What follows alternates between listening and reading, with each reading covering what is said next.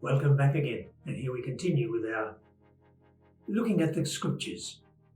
And this year, in both the Sunday Masses and the weekday Masses, we're going slowly through the Gospel of Mark. And there are two things that have come up very strongly for me. One is Jesus' concern for and response to suffering, and the other is his response to hypocrisy. Two elements of life in the time of Jesus. The suffering obviously touched him. He was a man of compassion. And he was moved when he saw people suffering either physically or socially or even psychologically. He cast out devils. We see that quite commonly. Also, Jesus was even prepared to put aside the laws and traditions of his religion and his people in order to release people from suffering. Two of the beautiful ones that are the man with the withered hand in the synagogue on the Sabbath. And he calls him forth and he says to him to extend his hand, and he heals it.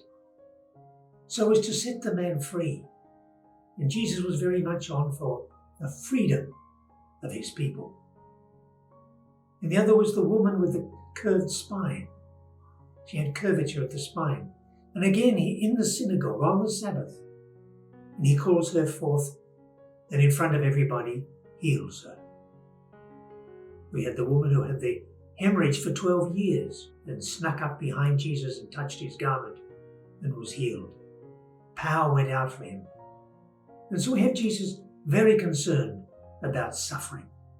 And when he sent out the disciples, as we have seen in Mark, he sent them out with power to heal and with authority over the unclean spirits, to set people free. The other one is hypocrisy. And we've been seeing that in the recent texts, where Jesus confronts the Pharisees and the scribes for their hypocrisy. In fact, he even warns the disciples and the people to be on their guard against the leaven of the Pharisees, which referred precisely to their hypocrisy. And he accused them of laying heavy burdens on people and not even lifting a finger to help them. He's scathing. He calls them brood of vipers. He's very, very strong against the hypocrisy. And this is very much part of Jesus' mission. He reminds us to keep awake, to be attentive, to be alert. And that's part of understanding what is going on and not to be had in by hypocrisy. He tells his people, do what the Pharisees say, because their teaching is sound, but don't imitate them.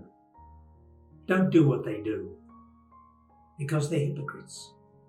And I was thinking of today's world, where this mission of Jesus continues.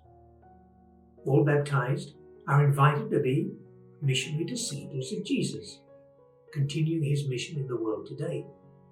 And I was thinking of suffering that is so easy. It's everywhere. Cost of living here in Australia, wars in Myanmar, Sudan, Ukraine, Gaza, West Bank, you name it. There's killings and destruction and wars all through there. People suffering endlessly. But hypocrisy is maybe a little more subtle. And I did watch on Monday night, Nemesis. And I was amazed at the amount of hypocrisy that came through there. Now I know not all politicians are hypocrites by any means. But then also in the news we get it, of course, the beautiful people in movies or television. Now I know they are scrutinized more than most, but there's a lot of hypocrisy there too, behind the beautiful image.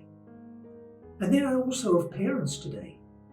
The number of times I hear parents say to their kids, do this or don't do that, but the parents do it or fail to do it. That's hypocrisy. That's laying a burden on the children that the parents themselves are not doing. Or with kids going back to schools now, and I presume in a lot of the Catholic schools, they'll be inviting the kids in about 3rd grade to make their first communion this year. And they'll be telling the parents that this is an option for their kids. And the parents will want to do it. And they'll say to the kids, now you're coming up for first communion, you must go to Sunday Mass. But they don't go. It's a little bit like the story of the 2 ladies, I'm not sure why ladies, but it doesn't matter, coming out of Mass on a Sunday morning. And they just heard the text where the Pharisee and the tax collector go into the temple to pray. And as we know, the Pharisee praises himself to the hilt and says, thank God he's not like this tax collector who simply bows his head and asks for forgiveness from God. And the 2 ladies coming out, and one says to the other, well, Mary, thank God, at least we are not like that Pharisee. So my little suggestion at the end is, let's be careful about judging those whom we consider to be hypocrites, because they might be struggling also. So don't forget our YouTube channel, will you? And subscribe to it. It'll give us a boost. God bless you. Take care.